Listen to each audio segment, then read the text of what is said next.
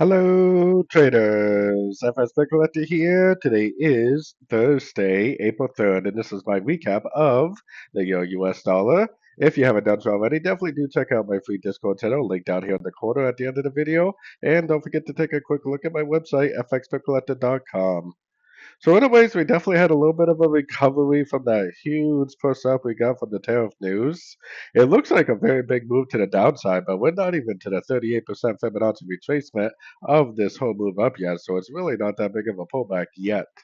Now, if we zoom out a little bit on the 1 hour, I personally think it looks like we finished a wave three. I think this is very clearly a one, a two. This should be a wave three.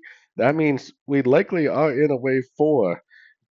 We do have non-farm payroll coming out tomorrow, so potentially this could end a wave four tomorrow if it has enough time to do this by tomorrow.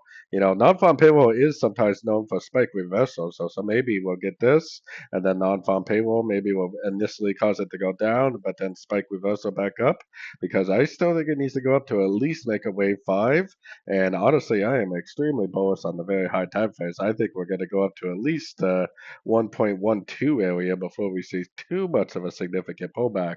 So definitely still very bullish. Still looking for pullbacks.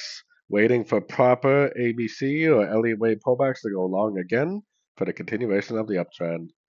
So anyways, don't forget to like and subscribe. And as always, thank you for watching and happy trading.